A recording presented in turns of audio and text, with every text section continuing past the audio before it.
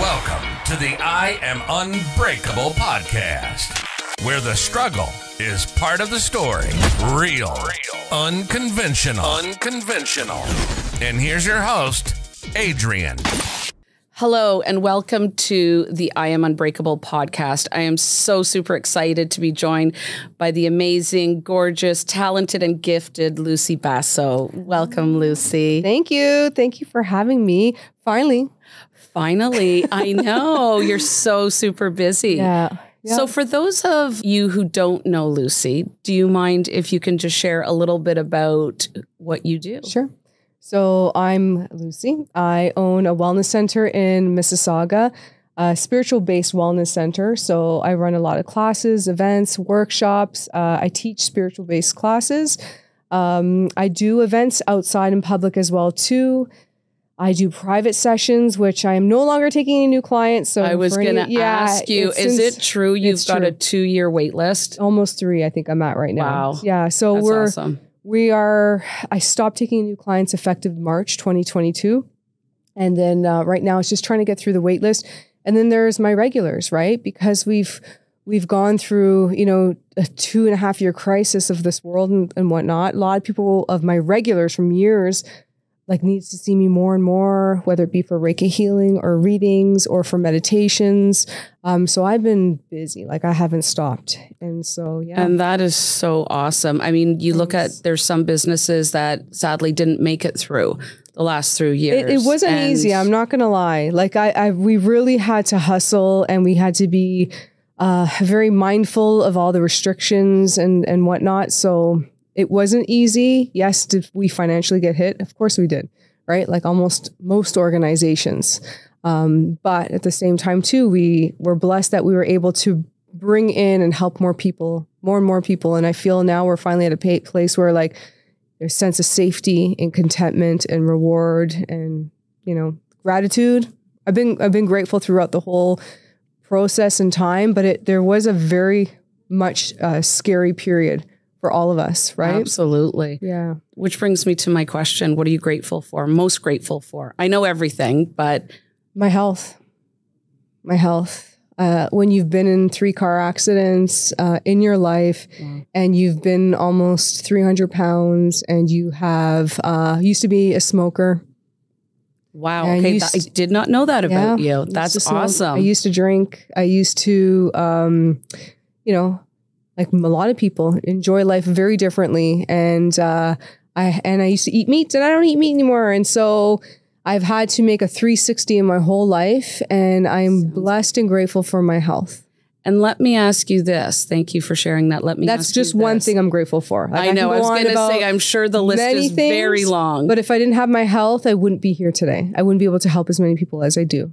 What was the deciding factor for you? I mean, you talk about being 300 pounds, you talk about smoking, you talk about drinking and all the things a lot of people indulge in on a daily basis. What was it for you? Was it the 3rd car accident? Was it just something internally? I don't think I could pinpoint this specific thing triggered a realization in this. It was a series of little things, right? And when people are going through a healing journey, you can't heal everything all at one time. You can heal an aspect of what you're struggling with, or you can change something, but it's a journey. You could quit smoking for years, and then you have a relapse, and that's part of the journey. And it's picking yourself up and realizing, okay, I messed up, but I'm not going to give up. I'm going to continue to try. And so, it's several little things. So I can't say it was one thing. It's several. So, I've quit the smoking prior to the weight loss. I, stopped drinking after that. So it was all in increments. It wasn't one thing saying, I need to just turn my life around. It was sort of little things and little signs and signals over years. It's lifelong, ups and downs, lifelong challenge. Even though I've lost weight, I still love food. That feeling of not loving food doesn't just go away. Absolutely. I'm a foodie too, and I struggle on a regular basis. Yeah, and I ate chips before I got here. That's awesome. What kind? And why didn't you share? Why didn't you bring any? Because I'm real. That's the reality of life. we all go through this. You know what I mean? Like I think they were Old Dutch chips, the barbecue ones. And and I don't buy them often. And I went home and brought my husband a coffee for lunch because I went home and I said, I'm going to come by here after. And they were there and I'm like, let me just try one. And then it ends up being like, I screwed up, right? I should have left the coffee taste in my mouth, but then it was chips. And I'm like, okay, now you got to go brush your teeth because you're going to do a podcast now. So, but this is the reality. Take the chips out of my teeth. So the food thing is it's my thing where I'm always going to love food. I'm always going to like all types of food, all ethnic food as well too. So I don't discriminate. Like my husband and I, we love all different types of food. But you know, I'm proud of myself because I don't smoke anymore. I don't drink alcohol. I don't like if I have a drink, it's like a sip and if that, you know what I mean? And I'm nicer to myself, which is a big deal. It's a thing that a lot of people don't know how to do is being kind to yourself, even at your worst. Absolutely. Yeah. Well, they say it's the most important relationship that you're supposed to foster is the relationship you have with yourself, because you're 100%. Essentially with yourself more so than your family, more so than spouses, children, partners, coworkers. And so I guess my question to you, the next one would be, what is your biggest struggle? And I'm sure there's many based on just a little bit we already know about you, but what was your biggest struggle and what would you say that you took away from that experience? I have lots of struggles, human just like everyone else. And I think the weight is like the weight and like the food part of it, right? Growing up in an Italian family where, you know, you grow up and you're like, manja, and finish your food, you know, whether you liked it or you didn't. Yeah. Lunches on Sunday. Absolutely. Yeah. And it's a European thing. I mean, I'm Hungarian and it's the same thing. Yeah. And you eat a full plate and they're, oh, you didn't eat, you're skinny. You eat more. And you're like, and there's dessert after you eaten stuff. And it's like, well, I don't feel like dessert. And then you feel bad because people put time and love and effort into it. Well, yes, but culturally, it's the way that we connect, right? It's the way, breaking of bread and we 100%. Come together as a family. But then to your point, and I love the fact that you've brought light and conversation to it, it is a little bit of that pressure of pleasing your folks or the cook or the chef or who's ever made the food, right? And it's almost gluttonous where they want you to eat till you can't move. And it's like, okay, I'm there now. But you could still have dessert, right? And so I think as a young person, especially as a woman, I think it creates a really unhealthy relationship with food. I know that, myself as well, I struggle with that on a regular basis, but I continue to love food. And it sounds like you do everything sort of in moderation. Like I try, like I said, I had chips before I got here. It was only supposed to be like a couple and then it was a handful and then it was like, stop. But the old me probably would have finished that bag before coming. So, we still have to look at like, you're never going to be 100% and you're always going to have your ups and downs. But the better version of me is that moderation part of, I'm just going to have a handful as opposed to I used to have a bag and then it wouldn't be enough sometimes and it would be something else. Do you beat yourself up after you have a handful? No, not anymore. You don't feel the guilt and the shame? Back then, yes. Back then I did, yeah. 100%. And what changed because everything that I'm seeing and I'm reading and the bullying and young girls that are growing up and they're rail thin or they have a few extra pounds, they're being bullied and, spoken to in a way that, we wouldn't speak to our worst enemy and a lot of body shaming. So what is it that allows you to forgive yourself? I think people have helped me see the beauty within myself and it not only just being about my weight, but about, my actions, the love, the healing I provided for many people. When people compliment me, it's like a ripple effect. Like then I compliment myself and then I love myself and I say, you know what, Lucy, like you're feeling good. You really need to have that extra whatever to feel even better. You're doing really well. And so it's having that dialogue in your head because the only person you're lying to is yourself, right? The only person you're being dishonest to is yourself first and foremost, true. Right? So and you have to live with that. You have to live with that guilt, that pain, that suffering, that these unforgiving thoughts. And so, you're just disappointing yourself in the end. So it almost sounds like you've changed your internal narrative as opposed 100%. To beating yourself up and saying, I shouldn't have done that. It was kind of like, yeah, I did that. My worst was when I did that. So when I would beat myself up, when I would belittle myself based on what I ate or, whatever, that is what kept me in that low frequency, that low vibe. It's when you say, you messed up. It's okay. Now what? Now, and it's having this conversation in your mind and say, you messed up. Now what, instead of like harping on it, making yourself feel sick, let's look at maybe trying a fruit next time when you want to have, like, you have that sugar feeling, right? Have a fruit first. And I did that last night. Like last night I had muffins on the counter, carrot muffins. I love carrot muffins. So there was carrot muffins. Yeah. And there was apples. And I said, you know what? This apple's already freaking washed. Let's just have it. It was a small apple and I ate. And I was like, it's actually really good because we're in apple season as well. Yes. I think it's now, right? Yeah. Yes, absolutely. Yeah. And I was like, this was really good. And I forgot about the muffin. I didn't even care. The old me would have said, I'm gonna eat that muffin and then I'll eat the apple as well too. And then maybe 2 more muffins. Yeah. That's absolutely. And then I'll be sick. And then I will take something because I'm feeling sick. But it's also a vicious cycle in your mind too, because then you end up feeling guilty about what you did and how it made you feel afterwards. So that's awesome that you were able to actually turn your narrative around in your mind. And it's, it's not easy. Oh. And I guess I'm going to ask you, what about when you were a child? Was there a pivotal moment that you always go to and say, that changed who I am forever?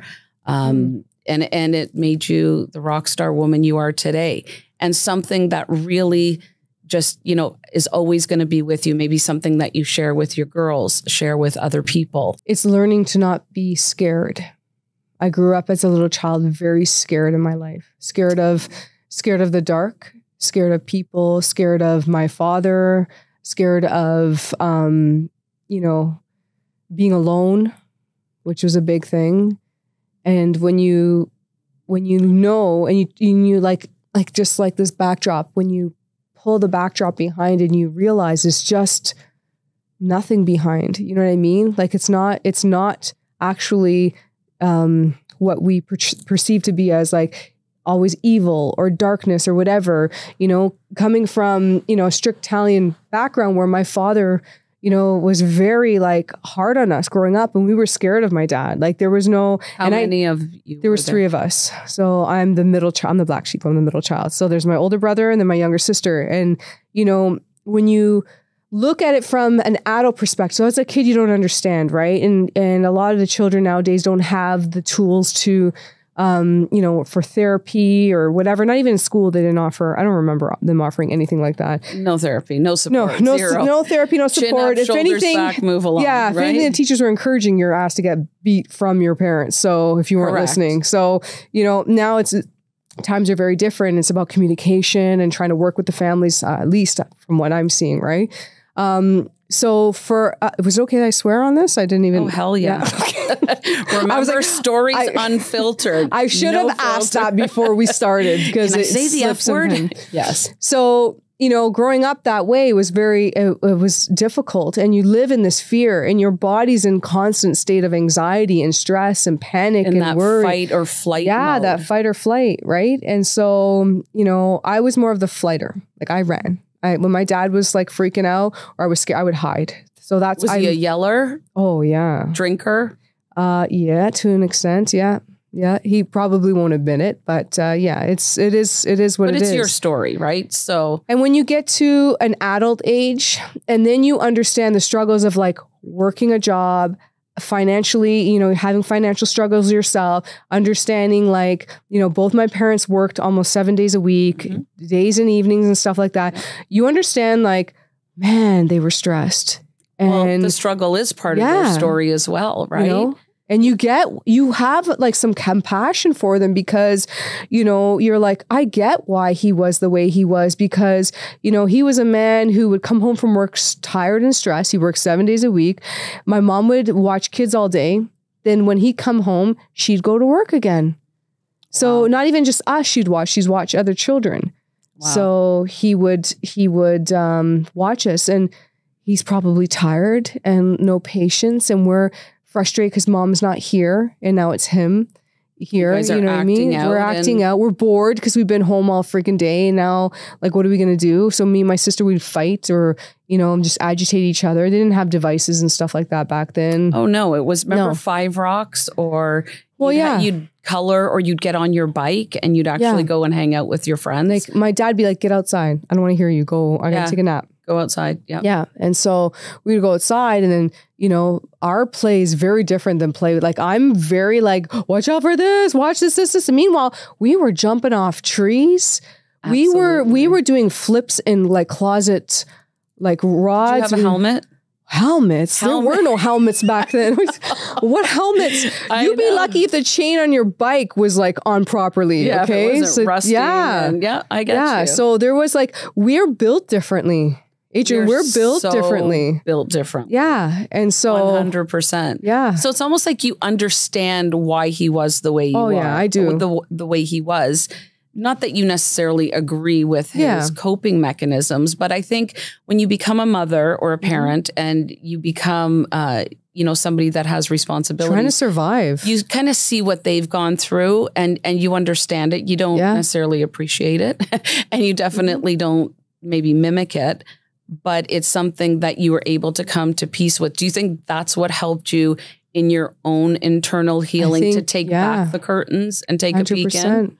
Having your own kids, man. Being a parent's like the hardest job. I don't care what anyone says. You got like 100 kids, right? So I can only imagine. 200 children. I can only imagine like what, and they're boys. They're all boys. So all boys. Like running that. I think boys are easier and you've got girls. So I don't know. Boys just beat the crap out of each other and then they're done with it. Girls, they will hold that grudge. Oh yeah, they do. Till like my little one, she's 3. Same thing. She's like, she calls me. I remember my husband. I'll call my husband. She'd be like, "You leave me. You left me." I'm like, "Mommy's working on the weekend. I gotta work. You left me." And she's screaming. And then I come home and it's like, "You left me again." They don't get, and so your heart hurts, you know. So I get like how my parents like what they went through and everything. I have deep understanding and compassion for them. So I'm at a place where I can talk about it and not be hurt from it. I wouldn't say it's the same for other people in my family, but I've come from I've worked very hard to work through that. So I have an understanding. It sounds like it. And it also feels like, I think a big part of it was not just the understanding, but the forgiveness. Yeah. I know for myself, if you can forgive, even though people are not maybe deserving of your forgiveness, 100%. That forgiveness is for you. Mm-hmm. That forgiveness isn't always for them. Do you agree with that? Yeah. I you know, even still, like if I see my family a certain way and it brings me back to childhood, you know, and it can bring up those emotions inside of you as well. Yeah, those feelings and stuff. Or, you know, I can see my father like sometimes not having patience for my own kids, you know, but I have an understanding of it's okay. You know what I mean? They're your children. You're teaching them differently. Like even when we go and they're like, finish your meal, finish this, or how about more of this? And I have to say to them, they don't need to finish it. Like I want her to listen to her body, her own body. And if her body's saying like she's full, I want to respect that. But she's not going to come to me in like 5 minutes later and ask for something else. You know what I mean? At the same time. So it's learning to and hear your body. And as a child, you know, my parents were like struggling financially just to like, you know, we spent money on this meat, Lucy, you better finish it all, you know? And it was that guilt, like that European guilt. Oh yeah. We would like spit the meat in the napkin and kind of like hide it under the plate or under the table and like discard it later. But you know, it's times are different. Like it's so crazy. Huge. But I love the fact that you're teaching your daughters to listen to their bodies. Because if you really think about things and times, struggles, good times, bad times, indifferent, don't you feel that, and when, you know, hindsight is great, when you look back, don't you realize like, I knew that was the wrong choice. I knew something didn't physically feel right. You know what I do for a living and I help hundreds and thousands of families every year. And they come to me in their worst times, very similar to what you do as well. And a lot of people will come to me and say, I just had a gut feeling. I know it sounds stupid. I'm like, it is the smartest thing you have said to me so far. If you have a gut feeling, women's intuition, for men, spidey sense, whatever it is, if you physically feel something's wrong, it is. And how great that you're already teaching your daughters to harness, to listen. What your body's saying is correct. I love that message. Yeah. And the thing is, like, as a child, it's like, be quiet, don't talk, stay in your place. Even with school, right? School conditions you to do that as well. Sit, stand in line, don't move, keep your head down, you know, lower your voice, you know. Now stand 5 feet apart. Yeah. Now do that. Yeah. Yeah. And so for children now, you know, I'm trying to teach my kids to be vocal, to have a voice, to communicate, to, you know, be honest with us, even if you think we won't like it. You know, like yesterday, my daughter lied right to my husband's face, and he was like hurt by it. Right? He's like, "Did you? My princess lied to me." He goes, "Did you? He goes, "Did you get your agenda? Is it signed?" She goes, "Let me check." She goes and she comes back, and she told him yes. And so then she goes to me, "Mommy, I don't know where my agenda is," and I didn't know that she already had said this to my husband. Right? Oh. So I was like looking around. He's like, "What are you looking for?" "Her agenda." He goes, "She found it." I said, "No, she doesn't know where her agenda is. I have to sign it." And he's like, "Bella," he's like calling her. And then he's like, "Why would you lie? Why would you lie?" She goes, "Because I'm nervous. I'm scared. Like, you're going to get upset." And he goes, "I'm going to get upset if you're lying. I'm not going to get upset if you're not telling me the truth. If you're pretending that you found it," he goes, "that's even worse." You know, so it's about like having those like that effective communication with your kids and being like, and she's like, "You shouldn't have told him." Like, "Well, I didn't know what you said to him." You know what I mean? You're like I don't know what's going on here. Bossy here, like trying to cover you. Yeah. Type of And thing. the other thing is, we're going to teach you to be honest. So I'm catching her a little bit, like not. I think it's you know what? I find that with kids now, it's almost like they want to avoid just that conflict. Yeah, no, we're going to deal with it. I know. And I always say to my kids too, it's like, you know what? You're going to do bad things. You're going to make mistakes. You're going to mess up, but own it. Own your shit. That is such a huge thing that I have in my family. And and it's hard to own it. It's very hard to own it. But if you teach it just the same way you're teaching, you know, your girls now, listen to your body. You know, at some point they're going to own it. At some point, I'm convinced it's going to click in. No, I might be waiting still, but it'll. Yeah, it will. And I see that, like, even like I said with my little one, my oldest one, she's thin, right? And so my parents like, she needs to eat more. She needs to. I said, she eats. Like, I don't want her. Like, I used to be a thin little girl too, and then it shifts, right? Because once you stretch your stomach, it's like you're going to crave more, you're going to need more, you're going to want more, and you get used to eating more frequently. So listening to your body and you know, even with my little one, sometimes she eats, I can catch her, like she wants to keep eating. And in my head, in my head, I'm like, man, this little thing just ate a banana, a sandwich. She's asking for crackers, like cheese.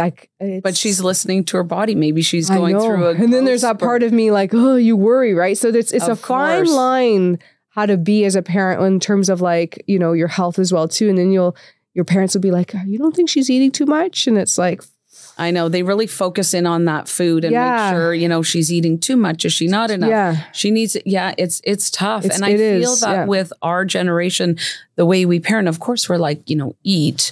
And it is definitely a way that we spend family time. But I don't think it's so much it's funny, we used to call my mother the food pusher because it was just constantly like, eat, you didn't eat enough. What do you mean you only had 5 helpings? Have 6. Yeah. Yep. And I don't know. I don't think it's a healthy way to grow up or to, you know, to have a healthy relationship with. It was hard growing up. So my husband's family grew up very different than me, where they didn't eat leftovers. So the mom would make the fresh meal, they would eat it, and then she'd make just enough for the meal or a little bit, and then they would toss it. Okay. I grew up with my mom made like for the whole week, and we were eating that for friggin' 3 days, right? Wow. And so I'm used to eating leftovers. So my husband, we were together, he was like, "I can't do this leftover business with you." I'm like, "I don't know what I'm like, I'm not your mom. Like, I friggin' work. Like, I have a full-time job. You know, if there's leftovers, you're going to have that for lunch. You can have that for lunch." But I had to learn from, you know, eating leftovers for a week and then maybe just making leftovers for the lunchtime. You know what I mean? Yes. So he struggled with that part of it. His family didn't have the weight issues. Like my whole family had the weight issue, right? We all struggled with that, right? And so it was learning to, like, it's okay. You don't want to eat this. If it's a little leftover, like, toss it, throw it out. Like, and that was hard. I still struggle with that, throwing out food, right? A lot of people do. Yeah, I do. I really do. And then I catch myself like sick and still eating. And I'm like, I have to talk myself. Wait a minute. Why do you feel you need to finish this right now? Because it's not enough to put in a container. And then it's too much to throw in the garbage. Oh, okay. So you're trying to make it that in between where it's acceptable. Hard. That's reprogramming your brain. And people who have a weight issue have come from poverty or come from, not being able to toss food will understand what I'm talking about. 100%. Yeah. So I 100% understand. And so I've had to learn through my husband too. They don't want to eat it, and I'm not eating this crap tomorrow, right? And it's like, okay, well, what am I going to? Am I going to freeze it? Like, this is like, I know, like it's a real big dilemma. It's a big dilemma. And it's not like it's anything spectacular that I made. It's just the way I've been programmed through my life.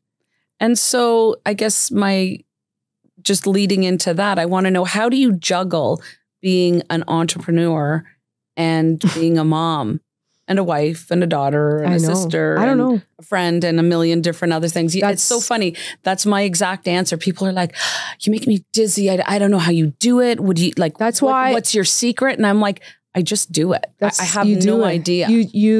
That's why I contribute like my greatest thing to health, because if I didn't have my health, I couldn't do all of this that I do. Right. So it's like, meditation is a big thing for me. So meditating, clearing my energy regularly. I'm a healer. Daily, yeah. Okay. For me, I have to. So like daily, whether I'm, working with crystals that day, or I'm praying. I pray every day, but I'm praying, or I'm doing Reiki on myself, or, I do Reiki on someone else. I also receive Reiki healing as I'm doing Reiki sessions for other people. So, it's being in the light, working with God's energy. And so, that's what keeps me grounded and sane. And there are times, I'm going to be honest, where I'm like, I just want to get the hell out of here and do a retreat. Like I don't want to talk for a week. I just want to be treated for like a week and like do spiritual based stuff or meditation or go to a spa. I don't want to talk to anyone. I just want to because a lot of what you do is talking all day. Hence even today. Yeah. But when you say that you receive healing as you treat other people, that is something I was going to ask you, which is, what actually, as a person, not as a healer, not as a mom, not as a wife, just Lucy, what lights you up? Like, what is your passion? Well, my family, my girls is my number one. I can see that. I see just yesterday, we got a new bed for my toddler, and it's like a 2-part bed. The company, I'm not going to say their name, we're supposed to bring the other part of it. We waited since April for this bed, okay? I can only imagine. Yeah, so everything is backlogged. Everything. Yep. And so this bed was supposed to come. We were supposed to set up. We were supposed to surprise her and stuff like that. We got like one part. So it's a trundle bed. So the other part pulls out. So my oldest can like sleep with her. Or whatever, right? Aww, so if I wanted to lie down with her, I can just pull out the trundle and lie down.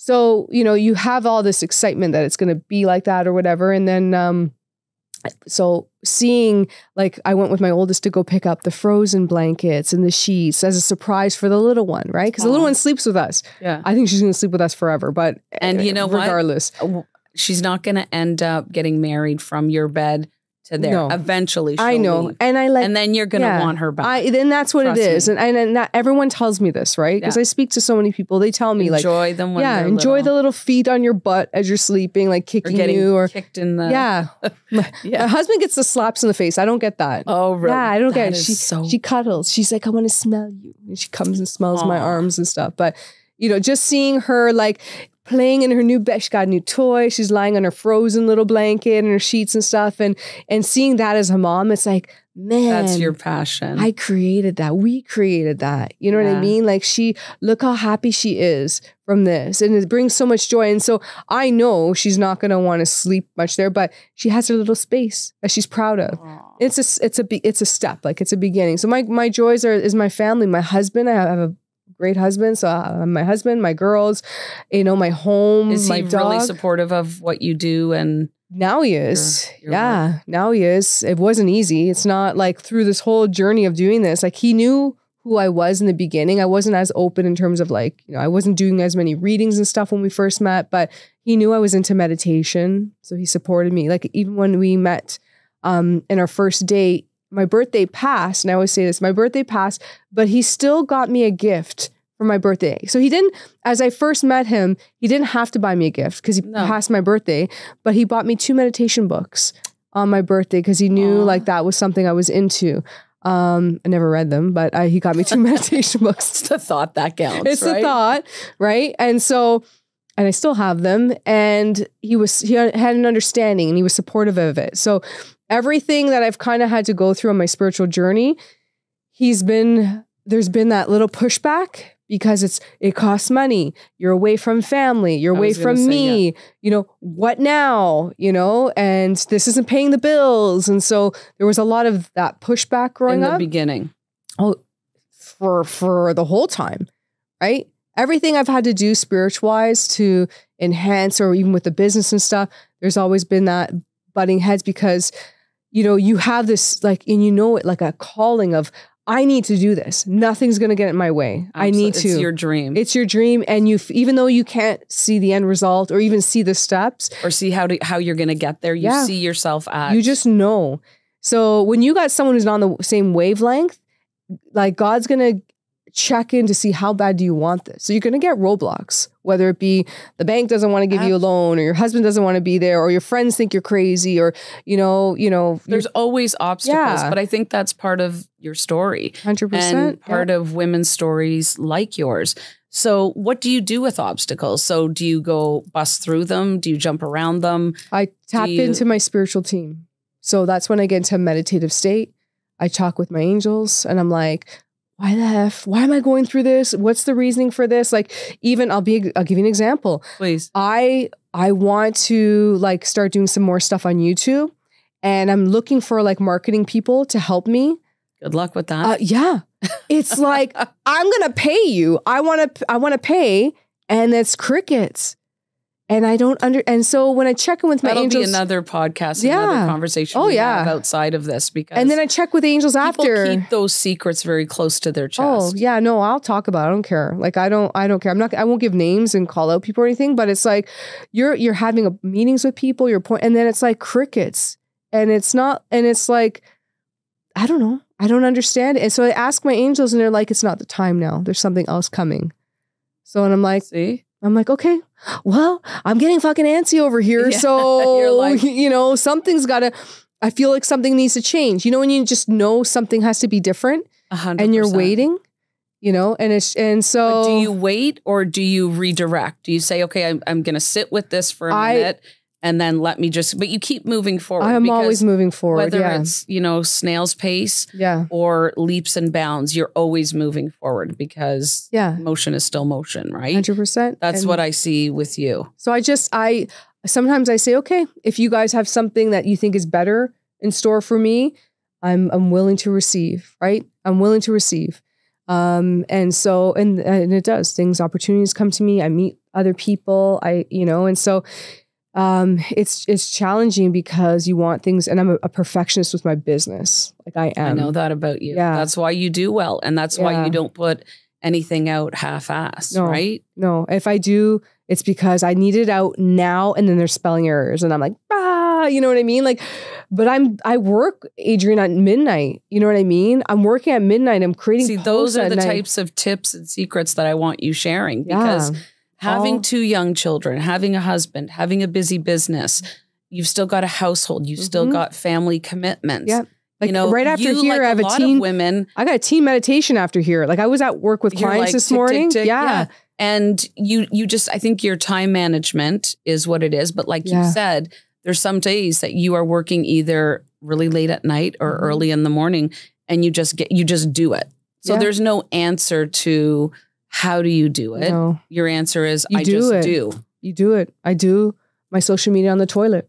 I do when I'm lying on the bed with my sister. Shared here this is today. True. I'm lying on the bed with my my daughters. I'm posting. I'm creating a reel.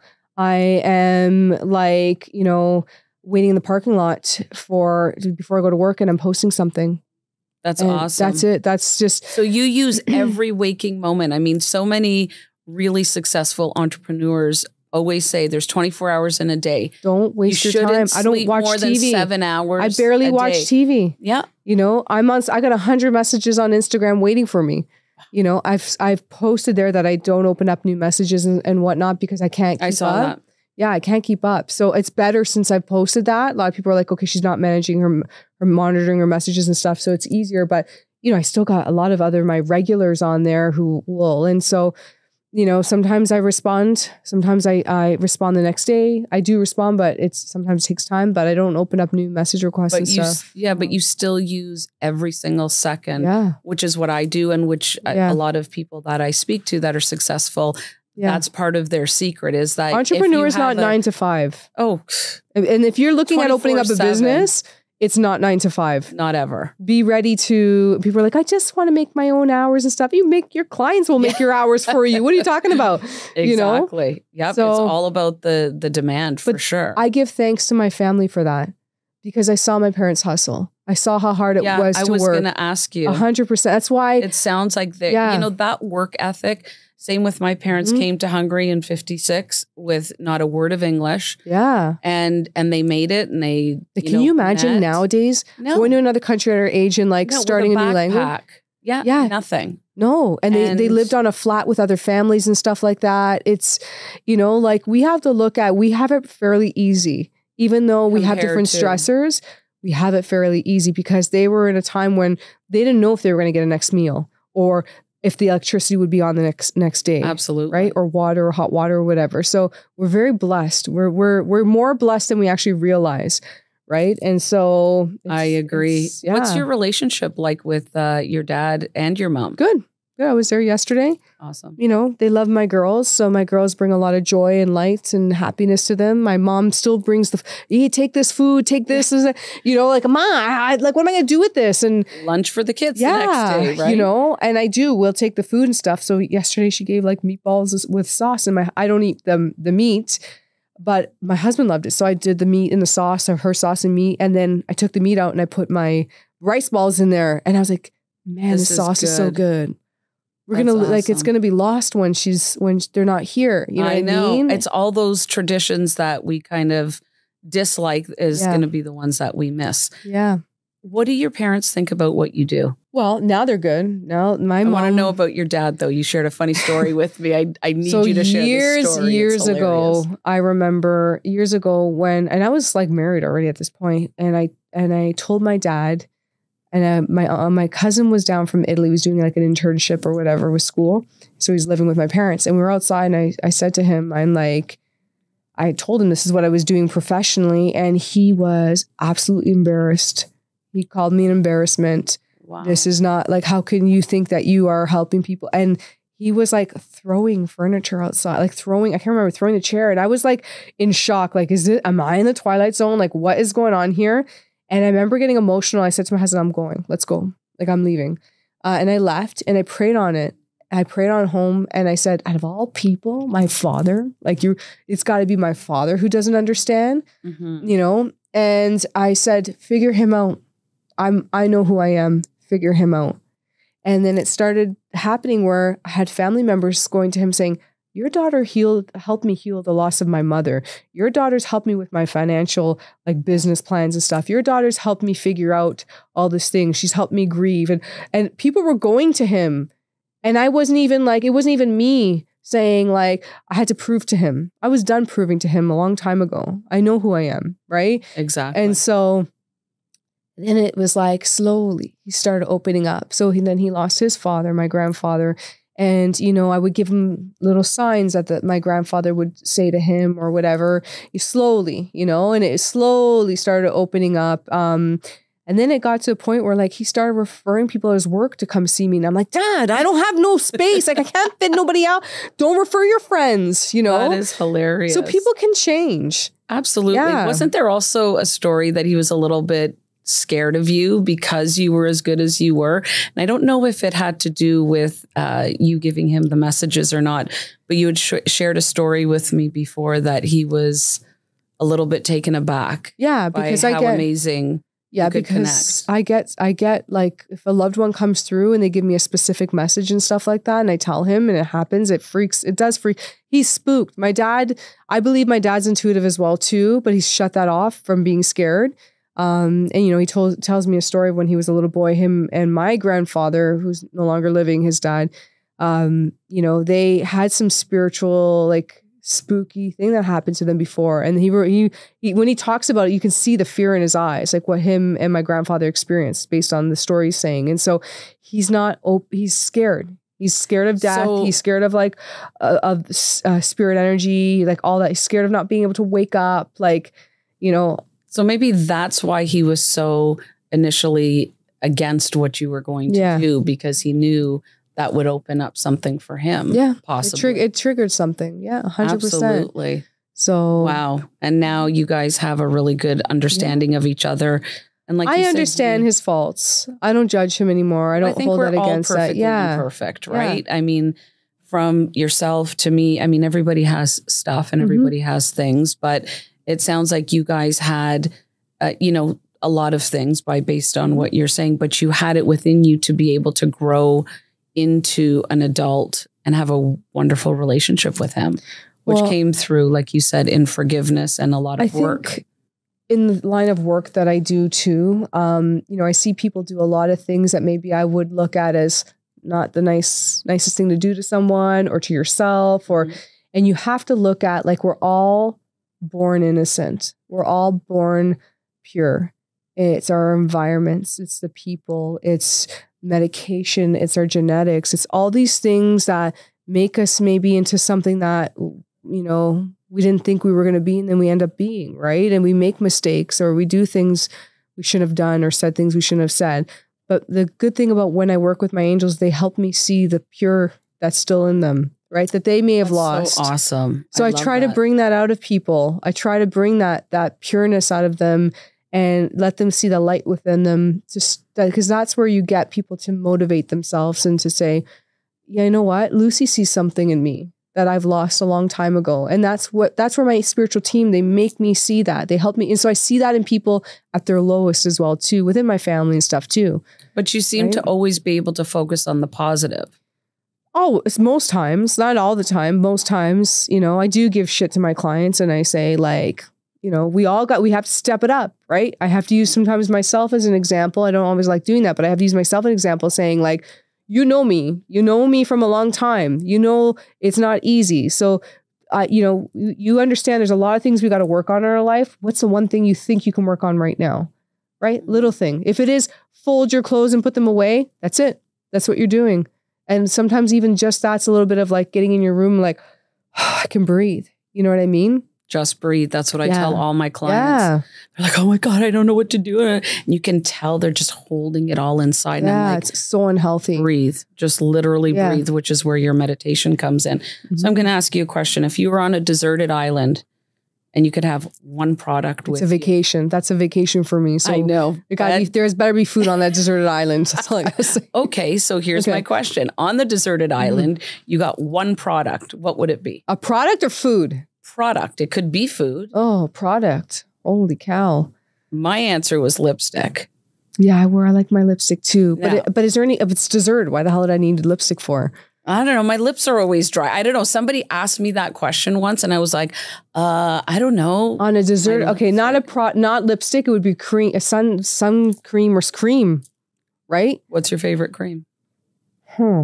I'll use all different type of stuff. Yeah, you use a lot of really nice natural stuff. I like natural. The soap, I love my soaps. My soaps are nice. From Undyne Beauty that we've collabed together. I like my soaps. I think it would be my face soap is my number one. Is your go-to. Yeah. I love that. That one's named after my daughter, Bella Vita. Is it really? Yeah, the little one. And I'm just going to ask this, where are my bracelets? I love the bracelets. Talk about that for 30 seconds, how you've got her following in your footsteps, healing others. Please. Yeah. I love that. So my little one, the one who's creating the charity bracelets. Yes. So that's, if you're wondering why I'm wearing this ratty, it's ratty because I haven't taken it off. I shower with it. My daughter, my 9-year-old came up with it, not even me. She's like, Mommy, I want to buy bracelets. I want to do it for charity. She came over like over the summer. Of course it came from you. Well, she sees me do charity stuff. That's what I'm saying. She sees me like even when we're in stores and I tip people or if she sees someone poor and stuff and she's seen me give, you know, and she's like, why do you do that? And I go, because, you know, I it's important that we give back without any expectation or anything, you know what I mean? Because some people need it. And so she's done that. She's seen me. And you feel good about it. And she sees how good you feel. And it's not even like I do it to feel good. I do it because it's what we need to do. You know what I mean? Like I don't get a high from it. There's some people that just do it to get a high and it feeds their ego. I'm over that. But but you do it, number one, like you said, because it's the right thing to do.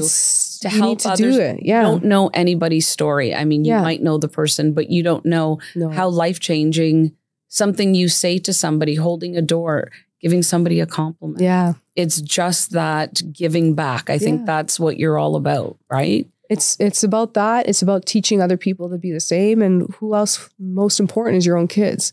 So I see that in my 9-year-old. And so she wanted to do the charity of like making the bracelets for you know, children who like a child who has cancer. And so, you know, I used to give to large organizations and do charity work for there. And I'm like, I want to touch an individual person where personally that you know it's going. Yeah. Not that, you know, giving to research and development is not important, but it is important. Yeah. People are getting back to the grassroots and saying like, I want to change that person or that family's life. Why not? And so, you know, we've raised hundreds already. I need a family right now of a child who has cancer. So we do have a family in need. We've donated to them before, you know, or I can go through like a small organization who knows families.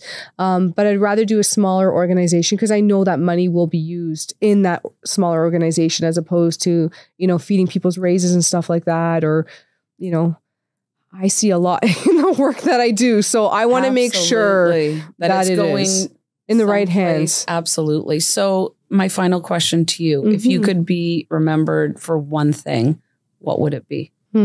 Just one thing? Just one thing. We already know how. Not the lady who swears too much, who's the intuitive person who swears too much. Nope. No? Lucy. That's the lady who changed my life. Wow. Yeah. You definitely have changed so many lives in so many positive, amazing ways. And you have clients from decades, right? And you see that. And I can see in your eyes I love it. The pride. I don't even know if it's the pride as it is so much the love, right? And the gratitude that these people are sharing their most difficult times and they're honoring themselves and you by letting you be a part of it. I think that's so amazing. Not just me, it's my team, my spiritual team. So my angels, my guides, their angels, their departed loved ones. We're a team, right? So sometimes you need a village to, you know, to work together and come together and make change. And it's definitely a village, even though it just seems like me, it's not. I can't take full credit. I have a beautiful team that works with me. And the more that I'm of service to God, the more people that I can help. And so I do it because I love it. Yeah. And people need you. Thank you so much. Thank you. I really appreciate it. Thank you for having me too. This is great. Beautiful studio. Thank you. Thank you, Lucy. Thanks. Thanks, everyone. You've been listening to the I Am Unbreakable podcast. Real, authentic, real life stories of women who've become unbreakable. We hope you've enjoyed the show. If you did, make sure to like, rate, and review. And we'll be back soon. But in the meantime, find us on Instagram at I.am Unbreakable.